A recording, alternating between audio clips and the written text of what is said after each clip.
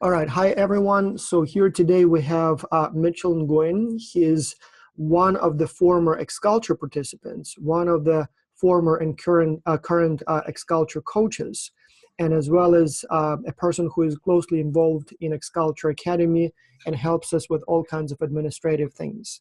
But today I would like to talk to him specifically about his experience as a member of global virtual teams. And he has been a member of multiple global virtual teams.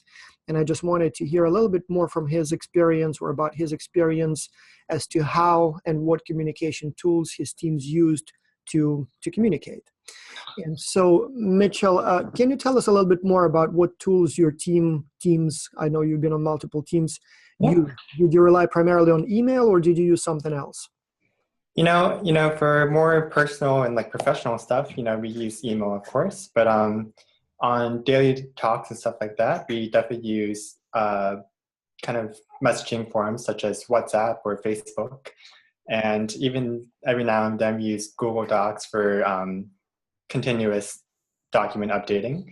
But besides that, we didn't use emails that much. You get kind of that like slow feedback, and you really don't get that kind of personal touch that you get with text messages and stuff like that. So that's why we used WhatsApp. Can you clarify that? Because yes, when we look at the data, and as you know, we collect tons of data and we always analyze how teams communicate and what they do. And I did notice that not many teams rely on email, and in fact, some almost never use email, and most use something else in addition to email. So what is wrong with email? I mean, isn't it such a great I think the biggest issue is it's slow. I think, you and me send a lot of emails back and forth, and we find that even if we're having a solid conversation, it may take an hour or so to get that email between Right. us. For one simple conversation, it may take 2 days to finish. Exactly. And that's something that in a time crunch isn't the best way to get a message conveyed.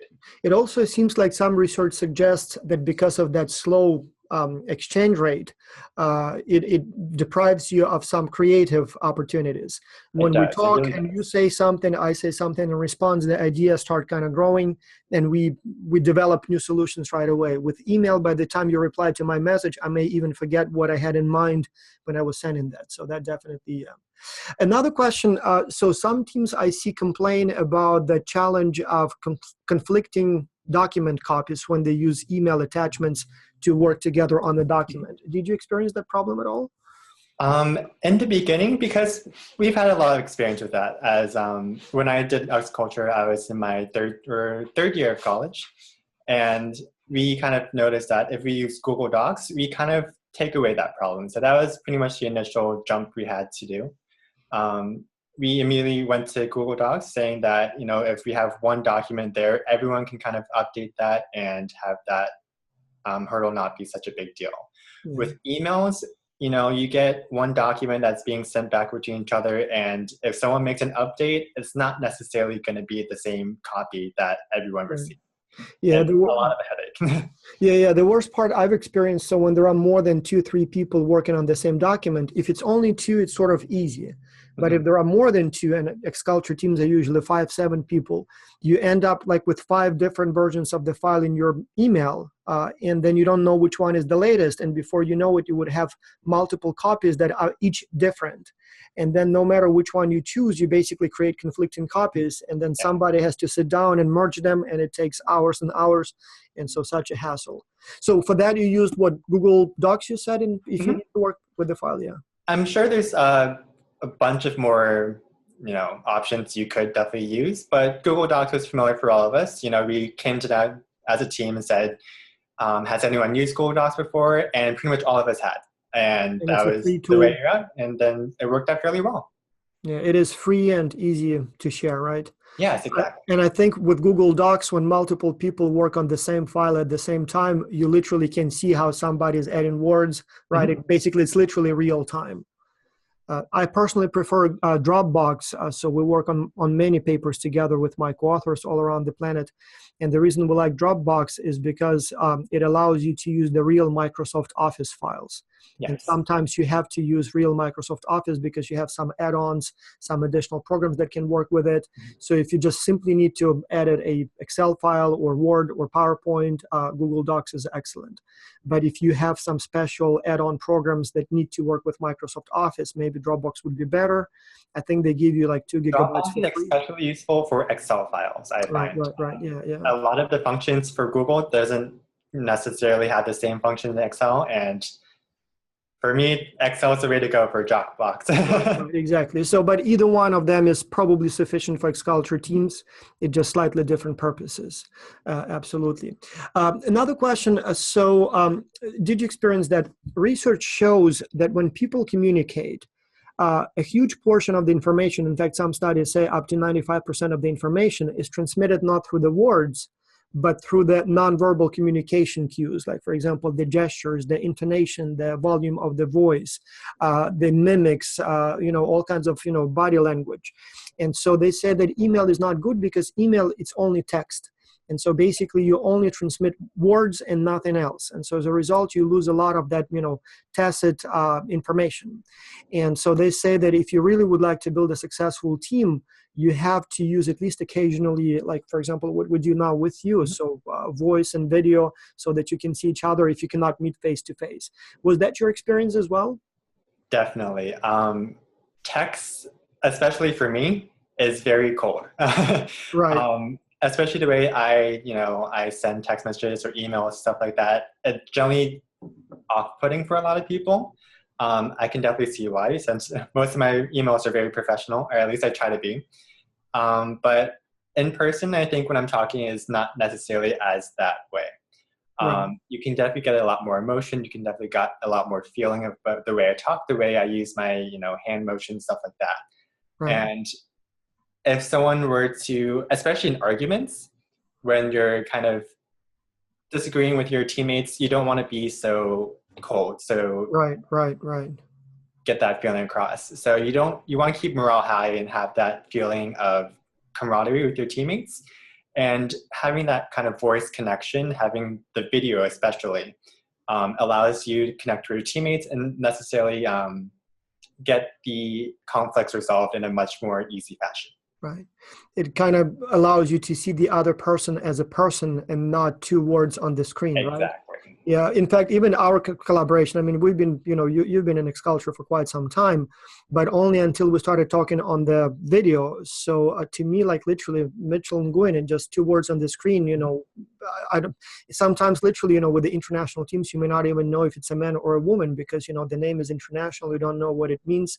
So people don't develop that sort of trust and interest in each other. But then when you start talking, even maybe if the phone call is about, some sort of a task related question, but then sometimes you just mention something about the weather, the hobbies, the family, and all of a sudden you see that person from more different perspectives and you develop those social ties. And I think that's very important in global virtual teams.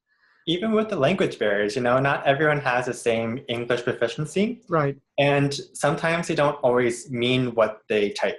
Right. And when you talk to someone over, phone call or video call, they kind of can explain better of what they mean. And sometimes it can be a little off-putting of what they text. Right. And you kind of have to translate that in your head. So did you really mean that? Did you really type what you mean when you type? And that kind of erases that problem. Yeah, that's a very good comment. And if you don't understand something in a conversation, you can always ask, clarify with the email. I mean, it may be hours before you hear it back. So yeah. Mm-hmm. Now you mentioned that you also used Facebook groups, and I believe you said WhatsApp group. So what's the deal with that? I mean, why would you want to communicate via Facebook as opposed to email? I assume it's not only because it's faster. Are there any other advantages? One great thing I find about Facebook, it's very personal. If that's not a problem with you, then Facebook is a way to connect with your teammates on a very personal level. Right. Having your interests, your hobbies, your own personal photos on Facebook, it creates So more you get that whole personal connection with your team. you get that whole extra information that you would, you just click on the name and then you see so much more about the person, right? Yeah, exactly. I If didn't one of think my about it. teammates posts a picture about golf or Right, any right, kind of sport, I can go, oh, I played around last week. And, if we ever happen to meet up, maybe at the symposium one day, we can uh-huh. go catch a round of golf.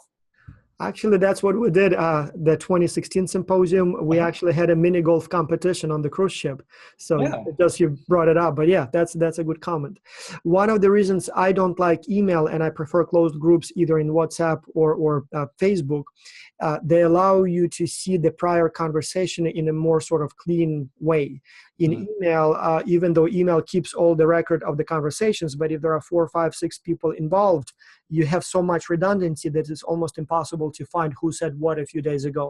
Whereas if you have this Viber or WhatsApp or Facebook group, then it's easy to see, the topics people posted, the comments to them, the replies, even the likes, if sometimes you need that to see which comments were more popular. Mhm. So that allows you to more easily review what you missed if you were away for a few days and you need to know, what the discussion was about, right?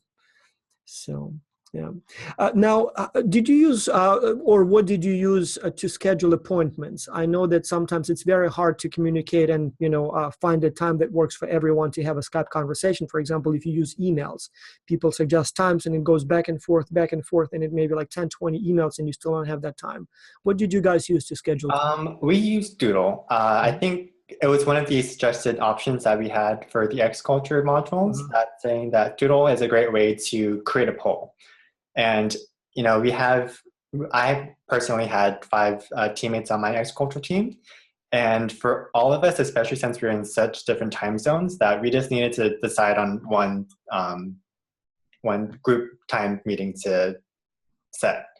And because of that, we couldn't always have an email or like a text message saying that, what's best for you, 11, 12, we just had one solid time, vote on one time, and then that was it. Right, right.